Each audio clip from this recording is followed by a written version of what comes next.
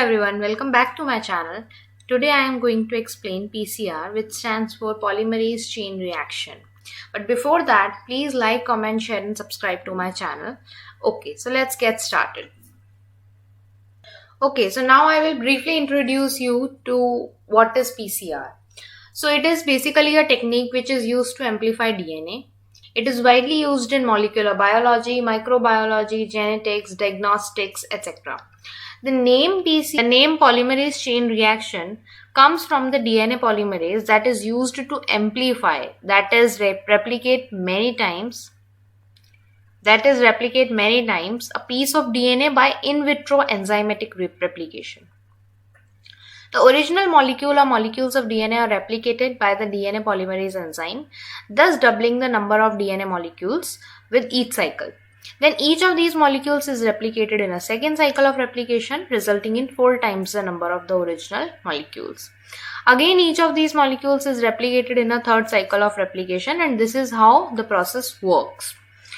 This process is known as a chain reaction, in which the original DNA template is exponentially amplified.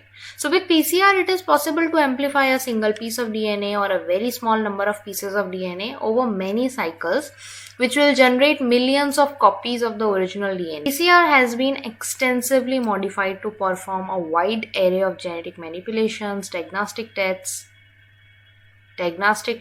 and for many other uses like forensic science. PCR setup requires several components and reagents, which are listed below. So first is DNA template. This is a DNA region that is target to be amplified. 2 primers that are complementary to the 3'3' end of each of the sense and antisense strand of the DNA target. Third, we need a DNA polymerase, which is Tec polymerase, which is thermostable with an optimum temperature of around 70 degrees Celsius. DNTPs, that is deoxynucleotide triphosphates. These are the building blocks from which the DNA polymerase synthesizes a new strand. Buffer solution. Buffer solution provides a suitable chemical environment for optimum activity and stability of the DNA polymerase. Then divalent cations like magnesium or manganese, which can be utilized for PCR-mediated DNA mutagenesis, and as higher Mn+2 concentration increases the error rate during DNA synthesis. Then monovalent cations like potassium ions are also used. After that, now I'll explain what is the procedure. How do we do PCR? So first is initialization step.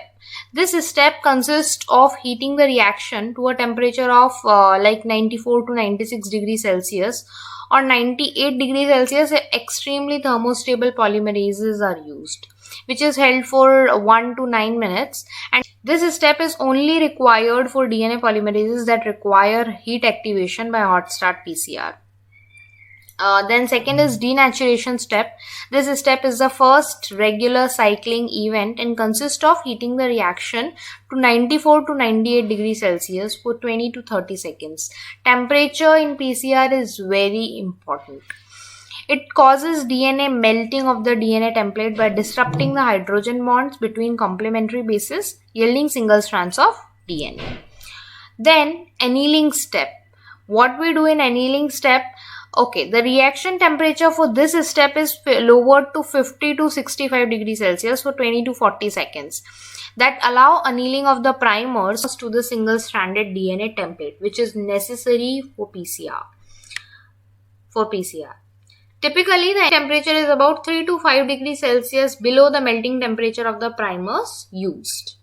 Stable DNA-DNA hydrogen bonds are only formed when the primer sequence are very closely matches the template. So it is necessary that you know the DNA sequence prior, because then you can synthesize the primer accordingly. Then the polymerase binds to the primer template hybrid and begins DNA synthesis.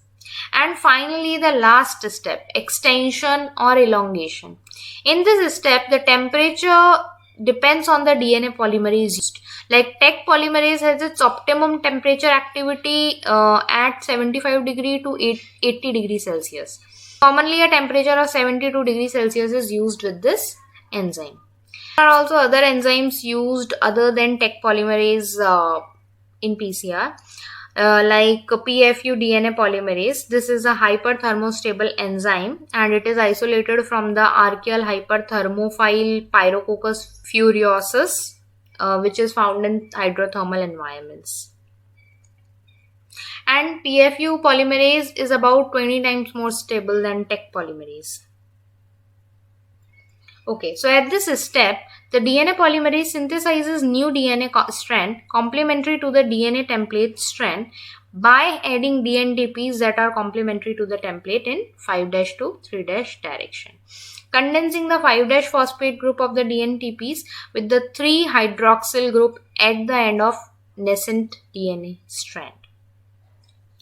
So we basically So in this step, basically DNA polymerase synthesize a new DNA strand which is complementary to the original strand by adding DNTPs, which are dinucleotide triphosphates that are complementary to the template strand in 5' to 3' direction. So they condense the 5' phosphate group of the DNTPs with the 3-hydroxyl group at the end of nascent DNA strand. The extension time depends both on the DNA polymerase used and on the length of the DNA fragment to be amplified. After that final elongation, this single step is occasionally performed at a temperature of 70 to 74 degrees Celsius. For an indefinite time may be employed for short-term storage of the reaction. And the last step is final hold. This step at 4 to 15 degrees Celsius for an indefinite time may be employed for short-term storage of the components needed for PCR: DNA, DNA primer, and DNTPs. Step is denaturation, which occurs at 94 to 98 degrees Celsius, in which the hydrogen bonds are broken. And second step is annealing, where primers are annealed. The temperature for annealing step is 50 to 68 degrees Celsius. And last step is elongation or extension, which occurs at 72 degrees Celsius. I hope you all are clear. Then after that, PCR methodology, which is a very simple and basic methodology. So what do we do? First of all, keep all components on ice. Label a PCR tube with your name and keep it on ice. Add 10 microliter of your isolated genomic DNA to your tube. Then prepare the PCR master mix by adding the following components to your tube: 5 microliter 5' genomic primer, 5 microliter of 3' genomic primer, 5 microliter of Taq reaction buffer, 5 microliter of DNTPs, 5 microliter of Taq polymerase, and 5 microliter of PCR grade water. Then thoroughly mix the master mix in your PCR tube. Program the thermocycler as follows: 1 cycle of 96 degrees Celsius for 2 minutes, then 33 cycles of 96 degrees Celsius for 1 minute, 55 degrees Celsius for 1 minute, and then 72 degrees Celsius for 2 minutes. 1 cycle of 68 degrees Celsius for 7 minutes, and then 1 cycle of 4 degrees Celsius. Thermocycler is basically a laboratory apparatus most commonly used to amplify segments of DNA via the PCR. Then place the tube in the thermocycler. Use 50 microliter of your amplified DNA for visualization. I have mentioned two important formulas. First, to find melting temperature of the DNA. So for that, what you have to do is 4 plus G, which is guanine, plus C, which stands for cytosine, then A stands for adenine, and T stands for thymine. You may be asked this question that find the final amount of DNA after this much number of cycles. So for that, the formula is MF, which is final amount of DNA, is equals to MI, which is initial amount of DNA, into 2N. N is here. N here stands for number of cycles. Okay, so applications. There are so many applications of PCR. Gene cloning and manipulation. It is used in diagnosis and monitoring of hereditary disease, amplification of ancient DNA, phylogenetic analysis, and the sensitive detection of pathogenic microorganisms, etc. There are so many types of PCR like nested PCR, asymmetric PCR, RT-PCR, hot start PCR, quantitative PCR, touchdown PCR, and inverse PCR, which I am going to explain in coming video. Okay, so that's it. Thanks for watching. Don't forget to like, comment, share, and subscribe to my channel. Thank you.